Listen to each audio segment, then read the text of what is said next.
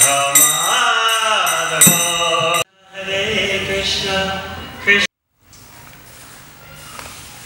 How much does remembrance play an important role in your life? Much as we try not to be, to some extent we are all creatures of the past.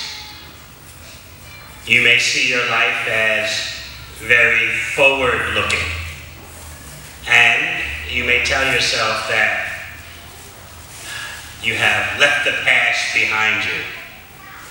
But the very fact that we have a material body and mind means our past is with us.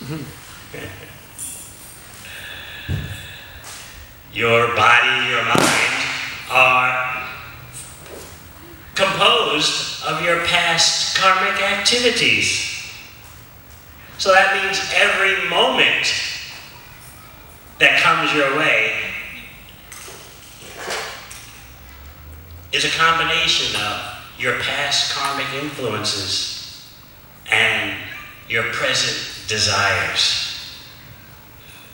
So you're shackled to the past, and you're also imprisoned by your present desires, which of course are also based on the past. So where is the clean break that you can make? Materially speaking, you cannot make a clean break from your past. The present is composed of the past as well as your present options. So when you try to be in the moment, a popular saying is be in the moment, you're still conditioned by your past, because the moment of the present is firmly bound with the past. This is what it means to be a conditioned living entity. It means that everything you do in the past, present, and future depends on some condition. So you can never make a clean break and start afresh. You might have heard a person say, and perhaps you've even told yourself, I just want to wipe clean the slate and start anew. What is that expression? Turn over a new leaf. Begin afresh. But that is impossible in material existence, because you're always dragging the past around with you in the form of your own body and mind. As we know, there is no such thing as an innocent child. The body of the child is full of karmic seeds, ready for the right time to sprout. And indeed, as the child gets older, those karmic seeds sprout into plants, and you see the mature results of past karmic activity.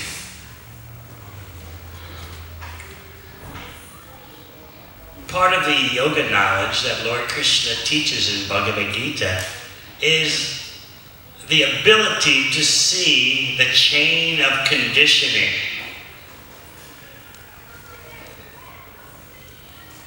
We have just celebrated Independence Day. But Srila Prabhupada would always point out, where is your independence? At every step, at every moment, you're bound up by so many conditions. You're dependent on so many things. Just think, whenever you want to do something, can you just go ahead and do it with no consideration? You would say only a fool lives like that. Or an innocent child. To be a thinking human being means to understand that everything you do entails some consideration. So expertise in the material sense means that you know how to get what you want in spite of so many considerations that you have to factor in. This is the way of material existence. Your hopes, your dreams, your ambitions are bound up by so many conditions, dependencies. I'll be able to do this if there's that. There's dependency on the weather, dependency on your health. There's dependency on how others think of you.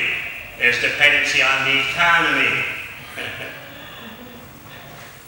There's dependency on your own mind. Every step of the way, you are surrounded by so many contingencies, conditions, dependencies. Yet there's something in us that wants to be completely free. So the real question is, can that desire for complete freedom be fulfilled in material existence? That's the big question of life. There's no doubt about it. We have the desire for complete freedom. To be able to do something without any considerations, no dependencies, just do it. But material life is so constructed that you cannot just do it, because things are always being done unto you. But still, we have this deep desire for real freedom. Often in my travels around the world, when I ask people what animal would they like to be in the next life, what do you think they always say? A bird. Because a bird looks so free, soaring here and there in the clear blue skies. Most people say they like to be a bird. Because the bird gives an illusion of freedom, free flight. But if you know anything about the animal kingdom, you understand that birds are always so paranoid. They're so jittery. You come near them and they jump. There's such anxiety all the time. But we think, let me be a bird in my next life, because from our external point of view, not knowing what it's like to be a bird, we think it's just all about free flight, fancy free, soaring here and there, gracefully, beautifully. Again, this shows us how eager we are for freedom. But where does that urge for freedom and independence really come from? It's coming from the soul. That particle of spiritual consciousness, part of Krishna. The freedom of the spirit soul, our non-material self, can only be experienced in relation to Krishna. In other words, for us, real freedom is depending on Krishna. That is our independence, to depend. You look at a child with the parent. The child is free because of recognizing dependency on the parent. And the child is happy if the child has good parents. I don't think any of the children's parents here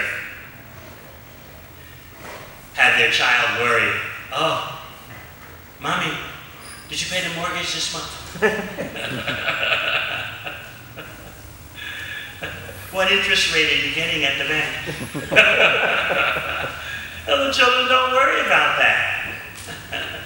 They trust that the parents are taking care of all the material needs, so the children they don't have the capacity to think about these things. That is our natural situation with Krishna. And this actually is the perfection of yoga. independence through dependency on Krishna.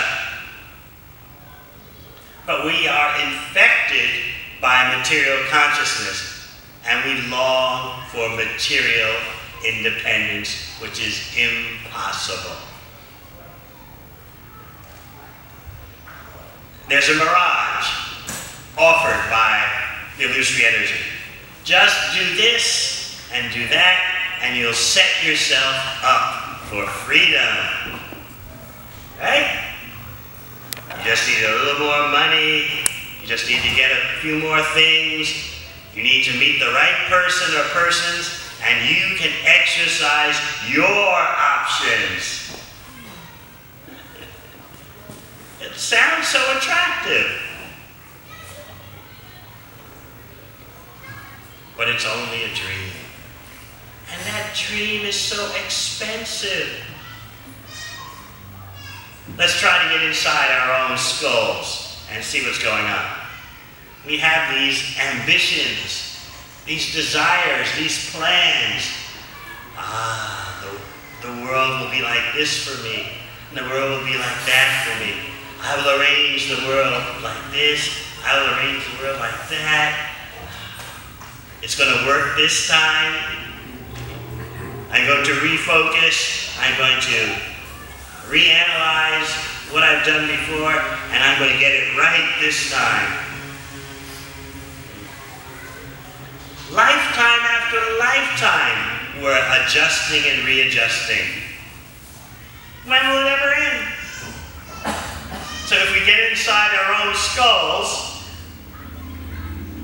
and examine what's there, we begin to wonder, where is this drive coming from? What do I really want? Let's think, what do I really want? I don't want to be hassled, first of all. Secondly, I want that my will is executed. Thirdly, I want people to notice me, to realize that I am a valuable person. And I want to feel that my life has meaning. If others will not consider that my life has meaning, at least I myself want to declare the meaning of my life. And you should take note. So we want to make our mark in the world. We want to make an imprint.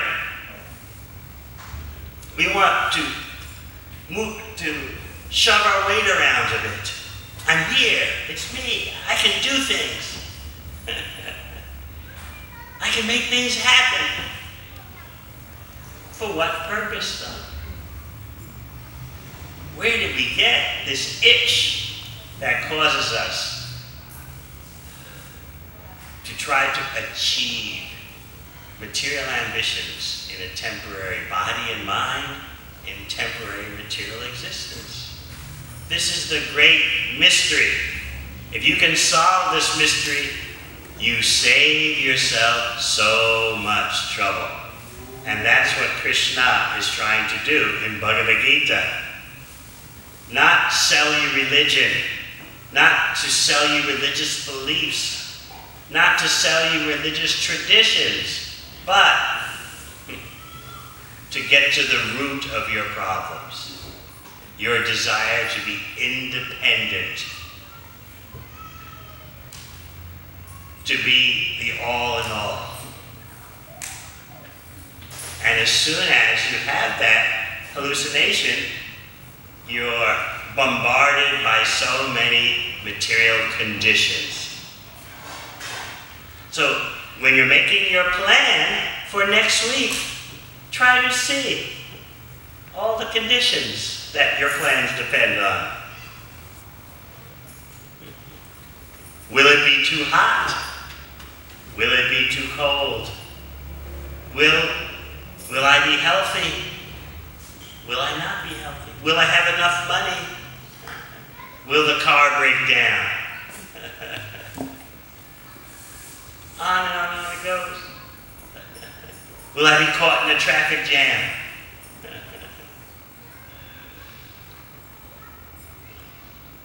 The persons I'm supposed to go somewhere next week, maybe they'll be too busy. Or maybe they won't want to be with me anymore. Maybe your dearest companion next week won't want to be with you. It happens all the time. The statistics for the USA, for example, are that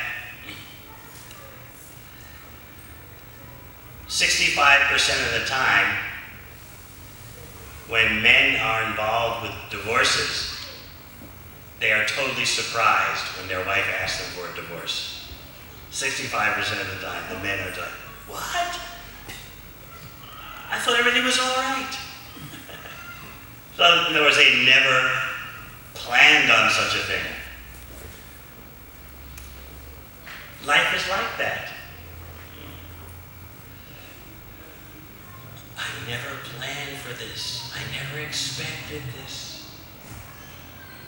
So many conditions. How can you solve them all?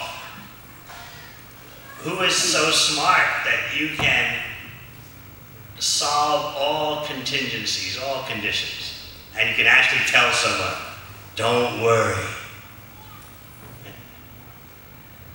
In Australia, there's a popular saying, no worries, mate. No worries. No matter what the situation, someone will assure you, no worries, mate, no worries. She'll be right, mate, no worries.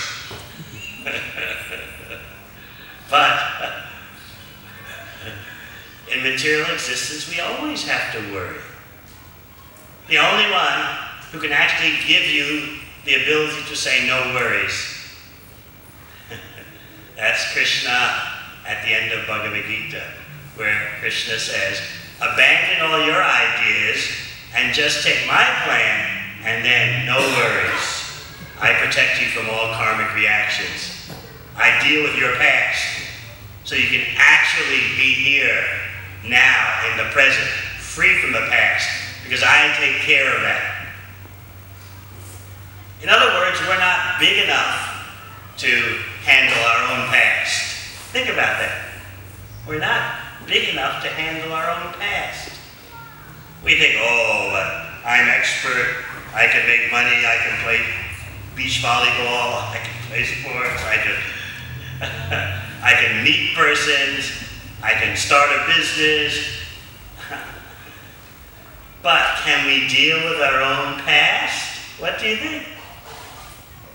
So this is knowledge of yoga.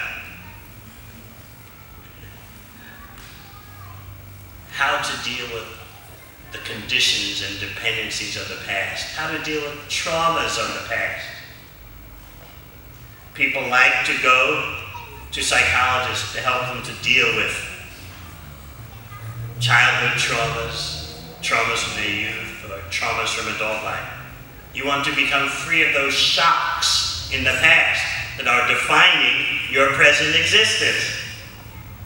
But the psychologist may free you of one shock, but then what is there to prevent future shocks from coming? That's the way of material existence. A series of shocks over many lifetimes. Birth is a shock. Old age is a shock. Death is a shock. Disease is a shock. And besides those four major shocks, we undergo so many traumas and mishaps. Now, there's also some temporary happiness mixed into it all, right? There's some temporary happiness mixed into material existence. Is that enough to make it all worthwhile? You have to ask yourself that question. Is the temporary material happiness that you get in this struggle, is it all worthwhile? Does it make the struggle worthwhile? So everyone has to do the calculations. You've got to do the numbers yourself. You've got to add it all up. Is it worth it? I get a little dab of flickering happiness. Is that enough to justify the struggle? Now you may say about the struggle, Well, but everyone's doing that. That's life. I didn't make life that way. In this way, we overlook our capacity for accepting real transformation and change. You say, everyone's doing like that. What do you want out of me? I didn't make the world. I'm just little old me trying to do the best I can. How could you expect anything more of me? Go talk to the governor or the president. They can change things. But me? What can I do? That's life. In this way, we explain away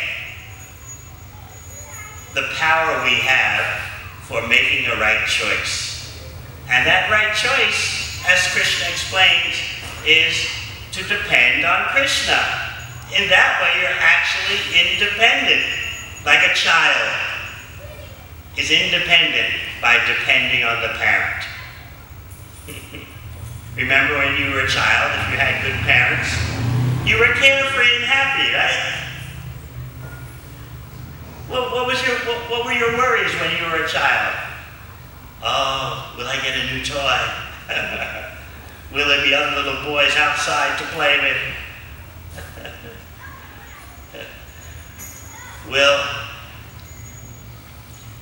I remember my worries when I was a little kid. Oh, I want to watch the baseball game. Will my younger brother want to watch some cartoons instead? Of course, that worry is solved these days by having more than one TV in the house. But then, you solve one worry, and there's so many other worries. In any case, comparatively, relatively speaking, a child's life is carefree because of dependency on the parents. In that way, the child is independent. And the parents willingly sacrifice for the independence of their children. And sometimes, of course, the parents want to let the children know. Do you understand why you're so carefree? It's because I'm taking on so many worries. I'm paying for your freedom, your carefreeness. And, the children never understand that. Well, you're an adult. You're supposed to go to work. You're supposed to give us toys. Right? That's your thing. We do our thing, you do your thing.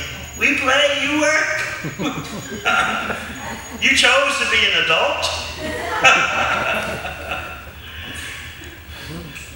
I remember when I was 8 years old, I was always asking questions. So I would ask young couples, because back then, couples married when they were 18, because that was the only legitimate way in the U.S. for, boys and girls to associate. You had to get married if you wanted any kind of serious relationship or intimacy. So I was 8 years old, and I would go ask my relatives who, cousins or whatever, who were 18, 19, and 20, and they were married. I would see them sitting together, and I would just ask them, why are you together? And they would look at me and smile. You'll find out. I just go from one couple to another. Why are you together? So, the children think that the adults, you've made your choice. For some reason, it's part of adulthood to have so many anxieties and responsibilities. We are children. We just play carefree. You pay for it. You worry about all the anxieties. So this is the independence of children. It's independency on their parents. So Krishna is offering us the same kind of independence. But of course, what Krishna is offering is perfect and pure.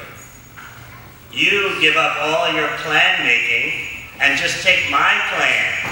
I take care of your past. No worries.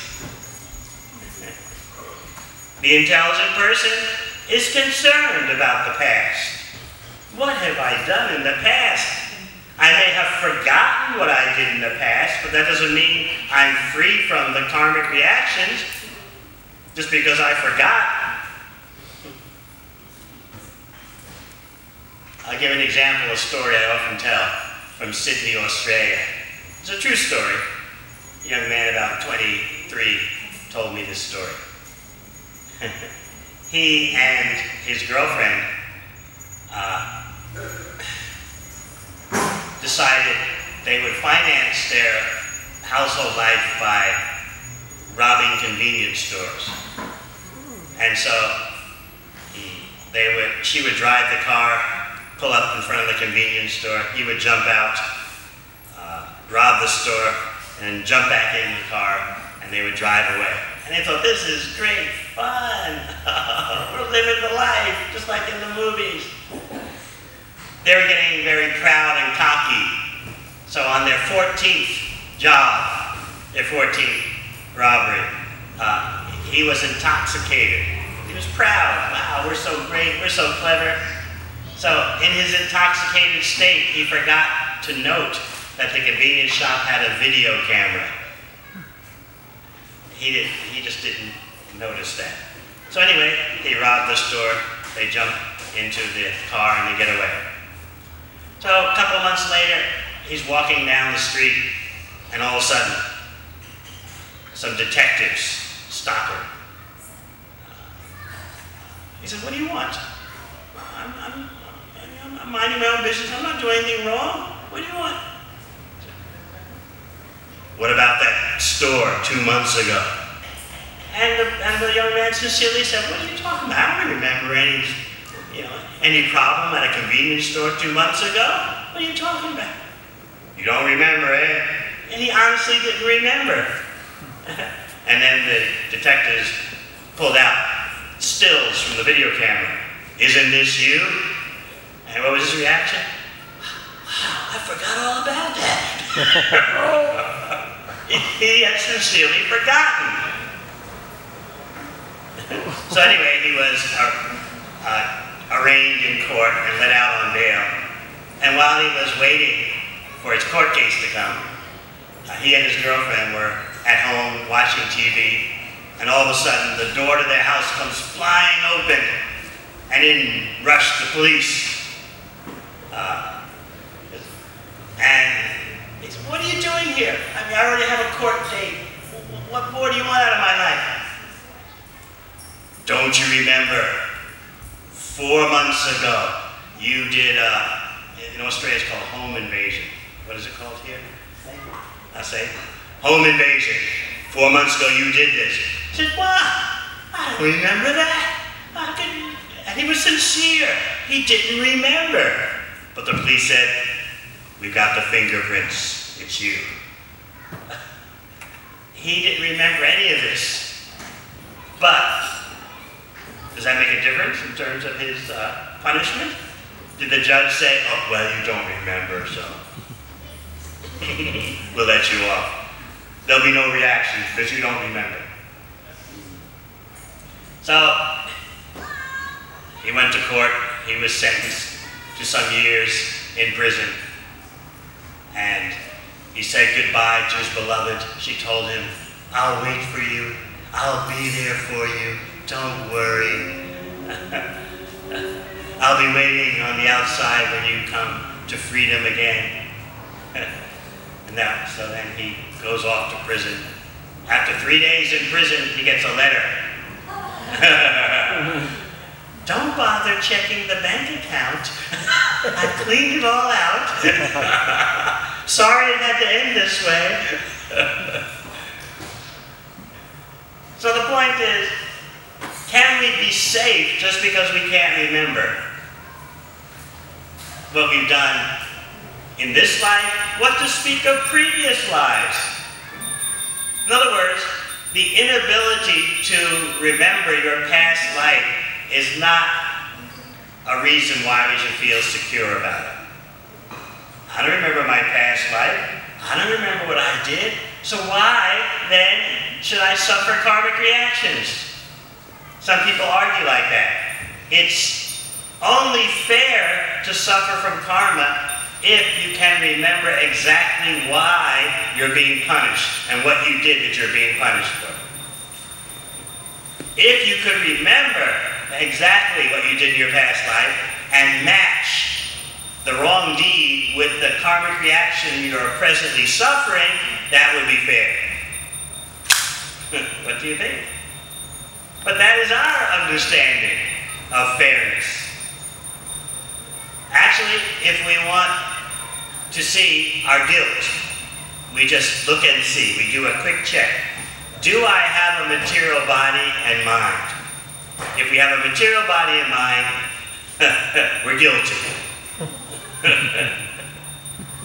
Now, Bhagavad Dharma, the science of the Supreme, teaches us that this body is not actually meant for our enjoyment. It's not meant for our fulfillment. And we have a hard time getting that point out of our head. What do you mean the body is not meant for my enjoyment or fulfillment? What else do you have a body for? Often people will say, didn't God give us these bodies to enjoy? In one sense, that's true, if we know what real enjoyment is. So Bhagavad Gita explains to us that there's no real pleasure without purification. Krishna says the yogi is one who acts with mind, body, and words for the purpose of purification. First is purification, then talk about pleasure. And what is the illusory idea? First pleasure, and then talk about anything else later. First things are pleasure. Pleasure comes first. Who needs purification? Who needs discipline? So it's shocking how this notion is so deeply ingrained in us.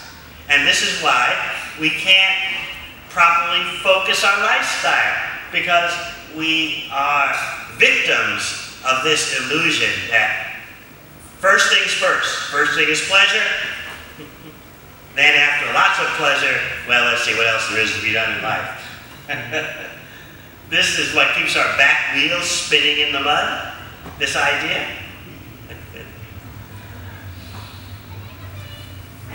By studying Bhagavad Gita and Srimad Bhagavatam, we can right the ship. We can actually steer the car of our life properly on our journey in this lifetime. I purify myself so that I can understand what is real pleasure. I face the facts that I have a material body and mind as a karmic reaction to what I've done in previous births.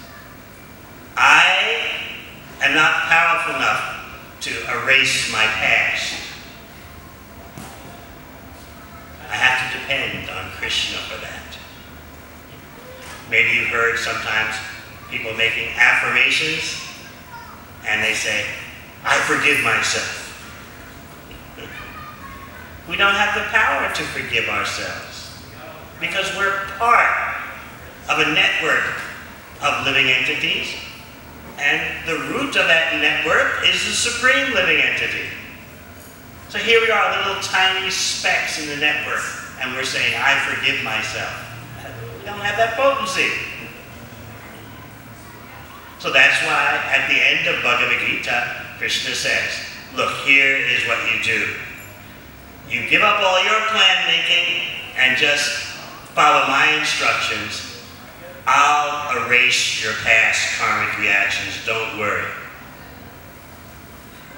This is the only real no worries program. In other words, Krishna is saying to you, become dependent on me again. Otherwise, we are depending on material nature. And that is what is causing us so much pain and disappointment, our dependency on material nature, in the form of material bodies, material minds, material environment, material sense objects. Dependency, dependency, dependency. So Krishna says, all right, it is your nature to be dependent. Why don't you depend on me? That is the ultimate goal of yoga. But we are very shy and cautious about that. I don't know if I can trust Krishna. And then we're forced to trust material nature, which is an artificial way of life. Depending on Krishna is the natural way. So the whole process of bhakti yoga is meant to gradually facilitate the revival of our dependency on Krishna. Some make it happen quicker than others. Some are on the slow train, some are on the medium speed train, some are on the express train. But we should all be moving in that direction to reviving our dependency on Krishna. You can study how children act in relationship with their good parents. This is what we want to be like. That's why people are attracted to children. You know, oh, they look so innocent, so carefree. That's the way we're meant to be in relation to Krishna.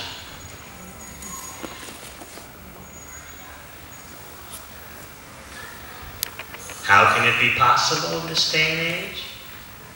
By seriously taking to the chanting of the Hare Krishna mantra, your natural childlike dependency on Krishna is revived.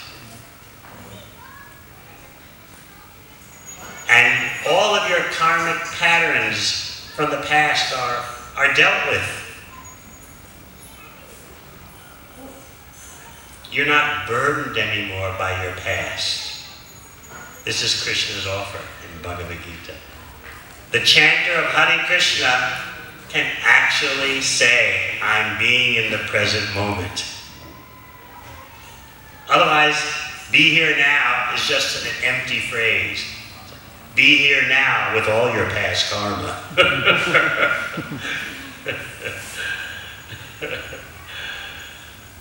But Krishna is giving you the real offer to be here now. He's saying, I'll take care of the past karma. You just use every present moment to engage in my service. Don't worry.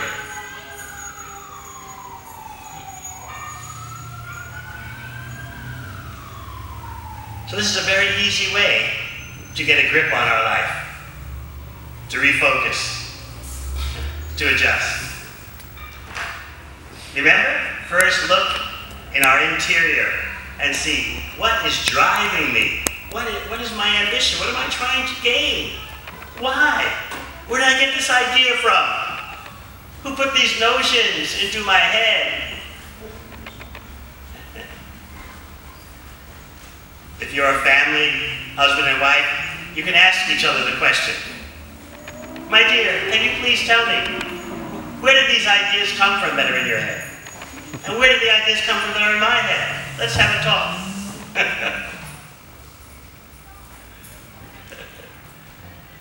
Why are we driven in certain ways? This is enlightenment. Bhakti yoga is the essence of practicality. How to deal with the present moment, how to deal with the past, and how to march ahead into the future in the best possible way.